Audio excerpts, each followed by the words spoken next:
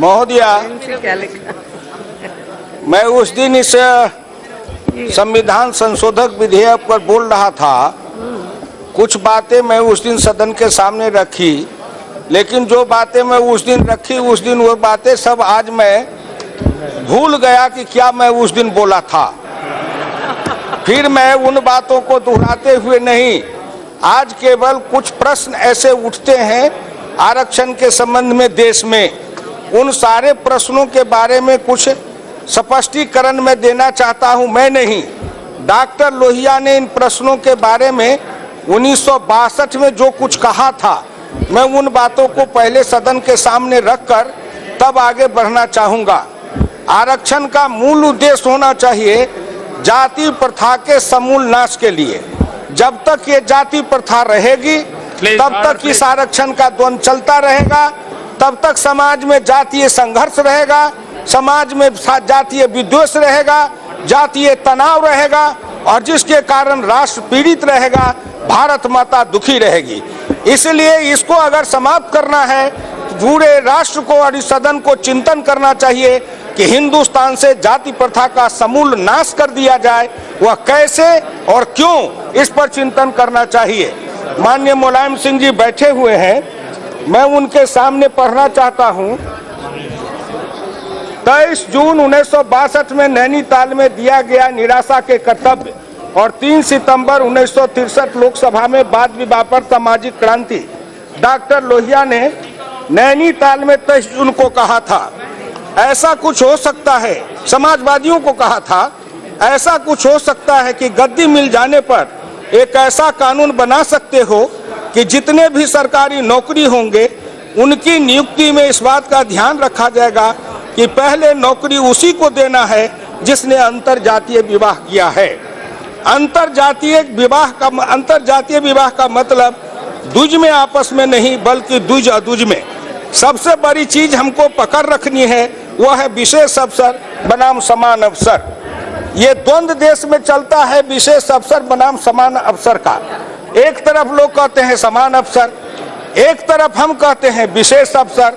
समान अवसर का मतलब कब? जब सभी जगह समानता हो, तब पढ़ाई में, लिखाई में, खान पान में, समाज में सब जगह समान स्तर हो। इसके लिए हम लोग कहते थे राजा पुत्र निर्धन संतान सबकी शिक्षा एक समान।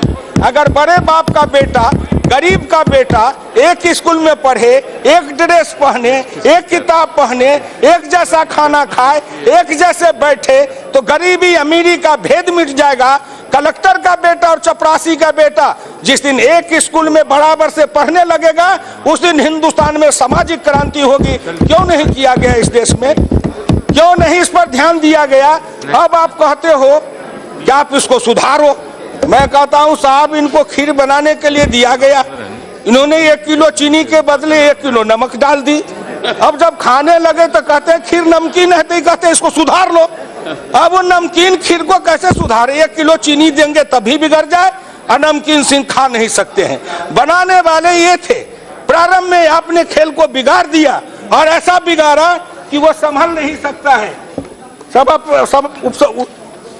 उपाध्यक्ष महोदय, मैं ये कहना चाहूंगा कि कैसे हम समानता लाएंगे। 2 तरह के लोग हैं, किसी को घर से निकलते ही मिल गई मंजिल, किसी को घर से निकलते ही मिल गई मंजिल, कोई हमारी तरह उम्र भर सफर में रहा। हम तो ऐसे हैं कि कोई माँ के पेट से निकलते ही राजा बन जाता है, माँ के पेट से निकलते ही इस देश में प्रधानमंत्री का स्वप्न देखता है। माँ के पेट से आता है तो उसके मुंह से रोने के बदले आवाज आती है PM PM PM PM PM. और हम जब माँ के पेट से आते हैं तो कहते हैं रोटी रोटी रोटी रोटी। क्या क्या इस देश में समानता की बात करते हो? ये असमानता जब तक मिटेगी नहीं तब तक देश में समानता आएगी नहीं। हर बात को इन्होंने उलझा के रखा। अगर उसी समय पिछड़े वर्ग को आरक्षण दे दिया गया होता, ये कमीशन बना दिया गया होता, तो ये उलझन नहीं रहती। लेकिन इन्होंने हर मामले को उलझा के रखा, और अब हमको कहते हैं सुलझा लो, मोदी जी सुलझा लो। ऐसा इन्होंने उलझाया कि जो सुलझाने का प्रश्न करते हैं तो प्रयत्न करते हैं तो उलझ जाता है। मुमकिन नहीं हालत की गुत्थी सुलझे, जरा गौर से सुनिए, मुमकिन नहीं हालत की गुत्थी सुलझे, अहले दानिश ने बहुत सोच के उलझाया है। आप तो ऐसे उलझा दिए हैं कि हम सुलझाने का क्या प्रयत्न करें, जितना सुलझाते हैं। लेकिन धन्यवाद मैं प्रधानमंत्री नरेंद्र मोदी जी को देना चाहता हूं जो इसको सुलझा रहे हैं। मैं फिर आगे कहूंगा कि डॉक्टर लोहिया ने कहा जो राजनीतिक दल विशेष अवसर के सिद्धांत को लेकर आगे बढ़ेगा वह जोखिम उठाने को तैयार होगा। वह साफ कहेगा योग्य अथवा अयोग्य बहस में हमको नहीं पड़ना है, हमको तो इन दबे हुए लोगों के दबे हुए संस्कार को सुधारने के लिए ऊंची जगह पर बैठाना है। हो सकता है 100 को बैठाएंगे तो उसमें से 60-70 निकम्मे निकलेंगे, लेकिन जो 30 अच्छे निकलेंगे वे समाज में कितनी जबरदस्त हलचल पैदा करेंगे। जैसे आटे में खमीर मिलाते हैं वैसे सारे समाज को पुनर्जीवित कर देंगे। तो ऐसा चौतरफा हमला एक साथ करके शायद जात पात को खत्म कर सकते हैं। मैं आपसे पूछना चाहता हूं कि ये विशेष अवसर की बात अब कभी कभी कहा जाता है, अगर कोई पिछड़े और दलित समाज के आदिवासी समाज के अफसर बनते हैं तो उनको फट कह दिया जाता है कि आरक्षित कोटे से आए हैं। आरक्षित कोटे से आए हैं तो क्या कलंक है? ये क्यों हम पर यह कलंक लगाया जाता है? हमको अगर पूरा अधिकार मिले, समान अवसर मिले तो हम किसी के बराबरी कर सकते हैं। मैं चुनौती देना चाहता हूं हिंदुस्तान के बड़े लोगों को, तुम स्कूल में हमारे बच्चे के साथ अपने बच्चे को बैठा दो, हमारे बच्चे के जैसे पढ़ने दो, हमारे बच्चे के साथ खेलने दो, और फिर हमसे अगर कंपटीशन करो तो मैं तुमको हर प्रतियोगिता में हरा के रहूंगा, क्योंकि तुम हमारे मुकाबले कम्पीट नहीं कर सकते हो। लेकिन एक घोड़ा साहब, उसको काजू खिलाओ, किशमिश खिलाओ, उसको बादाम खिलाओ, उसको रेस के लिए तैयार करो, एक घोड़ा को पैर में छान के गली में घास चरने के लिए रख दो और कहते हो दोनों को कंपटीशन कराओ, जो आगे निकलेगा सो निकलेगा। ये क्रूरता है, ये मानवता का उपहास है जो आज तक इस देश में होते रहा है। समान अवसर तब जब समान सुविधा, तब समान अवसर तब जब समान योग्यता, तब समान अवसर तब जब समान खान पान, तब। एक बड़े बाप के बेटा स्कूल में पढ़ने जाते हैं, डब्बी ले जाते हैं, omelette, cutlet, chocolate, dry fruits, क्या क्या लेके जाते हैं। एक मेरे गरीब के बच्चे, पिछड़े दलित के बच्चे स्कूल में पढ़ने जाते हैं साहब, दोपहर में मिड डे मील के नाम पर न जाने कौन ची सड़ा गला खिला देते हो, और कभी कभी 100-150 लोग जहर खा के मर भी जाते हैं। एक तरफ हमारे बच्चे को वो सड़ा गला खाना मिले और एक तरफ बच्चे को आमलेट, चॉकलेट, कटलेट, मटलेट क्या क्या खिलाते हो वो राम जाने। एक तरफ वो खाएगा और एक तरफ हम भूखे रहेंगे, हमारा मुकाबला कैसे होगा? इसीलिए डॉक्टर लोहिया ने कहा था आरक्षण नहीं विशेष अवसर। विशेष अवसर का मतलब मैं ऊंची जाति के उन तमाम लोगों को प्रणाम करता हूं जो हिंदुस्तान की सामाजिक क्रांति में आगे होकर लड़ते रहे। मैं जिस समय लड़ रहा था समाजवादी आंदोलन में, उस समय मुझे याद है कि डॉक्टर बैद्यनाथ झा, शिवचंद्र झा आज भी हमारे याद हैं, जिनको अपने समाज के लोगों ने निष्कासित कर दिया था। लेकिन उस सामाजिक क्रांति में पिछड़ा पावे 100 में 60, डॉक्टर लोहिया बांधे गांठ, खत्म करता हूं, पिछड़ा पावे 100 में 60। और तब हम पिछड़ा आगरा का क्या माने लगाते थे, जात पर नहीं।